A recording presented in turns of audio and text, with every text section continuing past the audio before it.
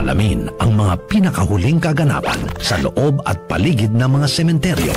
Ala-ala 2025. RMN News Special Coverage.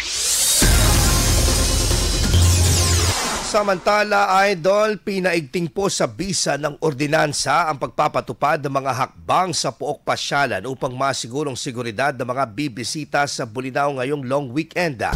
Sa ipinasang ordinansa, iniutos ang pagpresenta ng valid IDs at user's fee na 40 pesos kada turista para sa mga nais pumasok sa tourism site sa mga lugar na nakasaad sa kanilang tourism code. Binigyang otoridad din binigyan din ng otorisasyon ng ordinansa ang Tourism Office na magpasara at kontrolin ng mga papasok ng mga turista sa mga pasyalan at establishmento na sa pangkaligtasang dahilan. Magiging istrikto rin ang pag-implementa ng 6 a.m. to 6 p.m. na operasyon ng lahat ng mga establishmento, maging ang night swimming sa buong bayan. Sa hanggang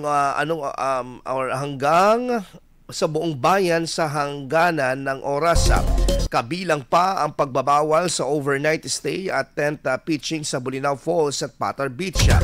Kagapay din ang tanggapan ng opisyal ng mga barangay sa pagpapatupad ng ordinansa kasabay ng 24/7 na deployment ng rescue team, PNP at PCG para sa activation ng insidente at command system simula Oktubre 31 hanggang Nobyembre 2. Maaring mapatawan ang paglabag ng RA 11332 o ang resistance and disobedience to a person in authority o posibleng pagpapawalang bisa ng mga business permit o suspensyon ng sinumang individual sa mga establishmento.